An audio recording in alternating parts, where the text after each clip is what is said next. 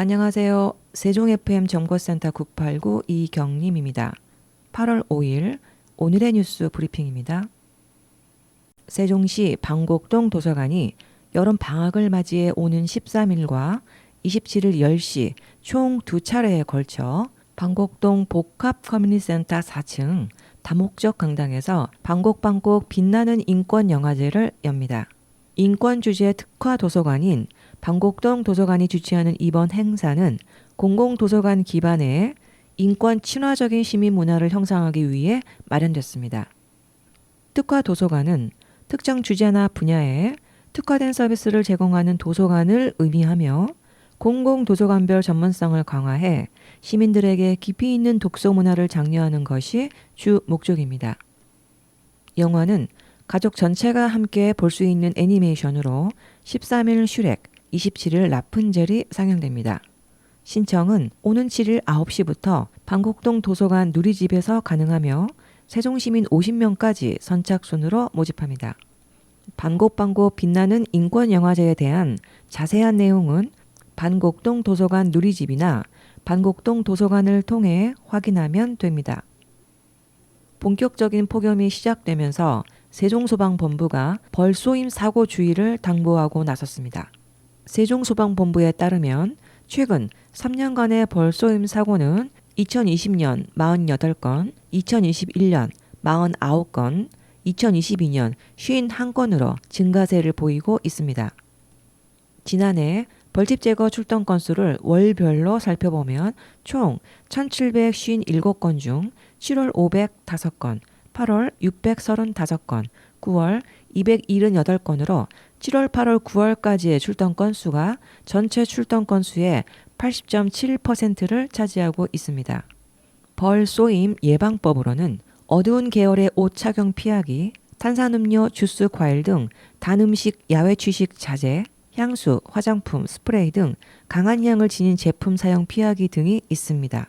세종시에 가장 많이 나타나는 벌은 2019년 환경부 생태계 교란 생물로 지정된 외래종 등 검은 말벌과 대형 말벌과 생김새가 유사한 왕바다리입니다.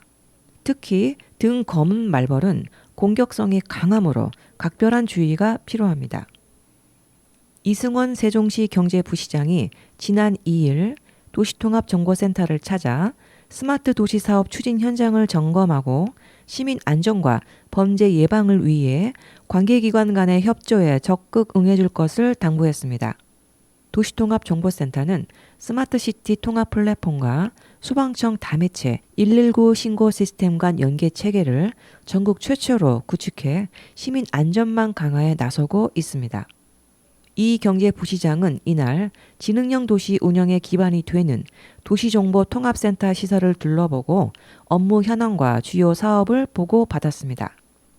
또한 시민 안전과 범죄 예방을 위해 24시간 근무 중인 직원들과 관계자들을 격려하고 앞으로도 AI 선별 관제 시스템 구축 등을 통한 선제적인 대응을 당부했습니다.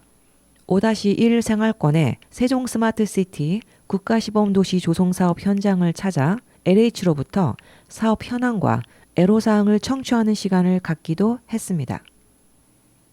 최근 전국적으로 코로나19 환자가 5주 연속 증가하면서 세종시가 일상방역 수칙 생활화를 적극 공고하고 나섰습니다. 시에 따르면 최근 5주간 전국 일평균 코로나19 확진자는 6월 넷째 주 17,000명에서 지속 증가하면서 7월 넷째 주 45,000명까지 늘었다고 합니다. 방역당국은 코로나19 증가세의 원인으로 예방접종 획득 항체 소실에 따른 재감염, 격리 의무 해제로 유증상임에도 검사를 받지 않는 사람 증가 등을 꼽고 있습니다. 또한 마스크 미착용, 여름철 냉방 시 환기 부족, 예방수칙 준수 약화 등도 주요 배경으로 지목하고 있습니다. 방역당국은 현재 확진자가 증가세이긴 하나 최근 유행 중인 코로나19 XXB 계열 변이 바이러스인 경우 중증 화율과 치명률이 낮고 그동안 축적된 의료 대응 역량을 고려했을 때 안정적으로 확진자 관리가 가능한 수준인 것으로 진단하고 있습니다. 시는 최근 들어 코로나19 확진자가 빠르게 증가하고 있고 인플루엔자도 동시 유행하면서 시민들이 일상 속에서 방역 수칙을 생활화해 줄 것을 당부했습니다. 주 독일 한국문화원이 지난 7월 29일 K-팝과 한류 팬들을 초청해 K-컬처 서포터즈 오픈하우스 행사를 개최했습니다.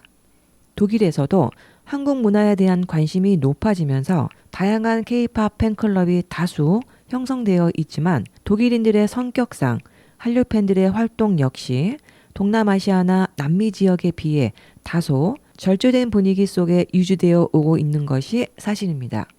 주 독일 한국문화원은 현지 한류 팬들과의 교류를 활성화하고 네트워킹을 통해 독일에서 한류를 보다 활성화하기 위해 이번 행사를 기획했습니다. 이날 행사에서 50여 명의 참가자들은 K-팝과 한류의 현 주소에 대해 서로 의견을 나누며 다양한 제안들을 내놓았습니다.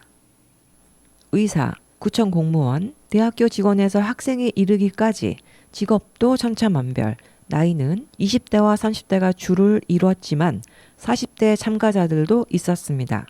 참가자들은 K-팝과 한류 드라마를 계기로 한국어에 대한 관심이 크게 늘었다며 대부분 이미 한국어를 배우고 있거나 새로 시작하겠다는 뜻을 밝혔습니다.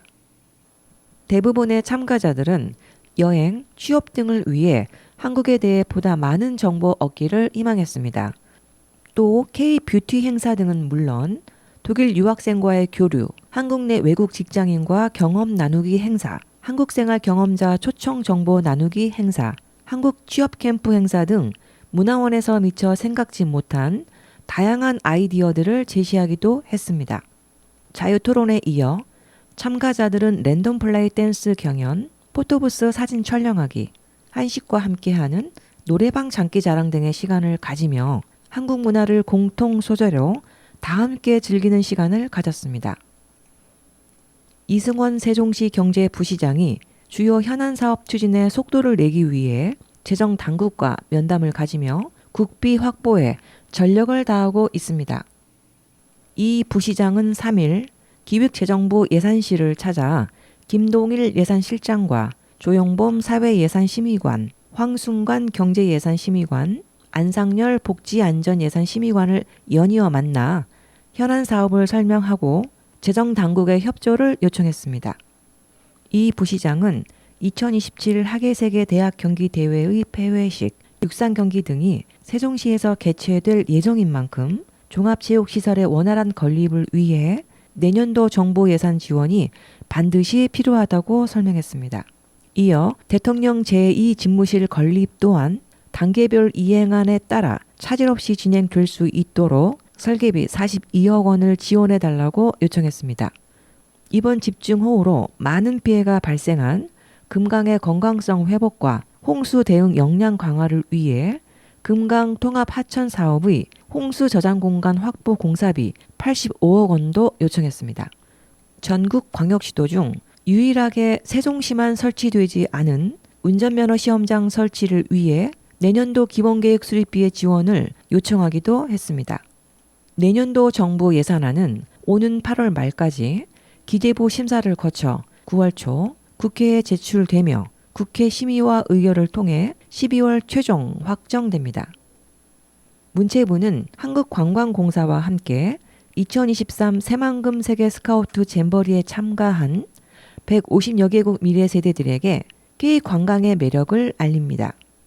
전 세계 4만 3천여 명 스카우트 대원들은 잼버리 기간 중 8월 2일부터 11일까지 한국관광홍보관에서 왁가슬러시 등 한국 인기간식 시식 체험, 한국 관광 명소가 그려진 대형 벽면 채색 체험, 한국의 관광 명소와 잼버리 로고가 디자인된 기념 엽서를 작성하고 1년 후 되돌려 받는 느린 우체통 체험 등 다양한 K-관광 프로그램을 즐길 수 있습니다.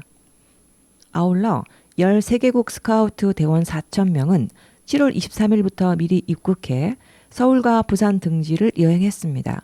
숙소 확보에 어려움을 겪었던 이들 참가자는 전국 대학교의 공실인 기숙사를 숙소로 지원받아 K-관광 체험을 무사히 마칠 수 있었습니다. 이상으로 세종FM 정보센터 989 오늘의 뉴스 브리핑을 마치겠습니다. 고맙습니다.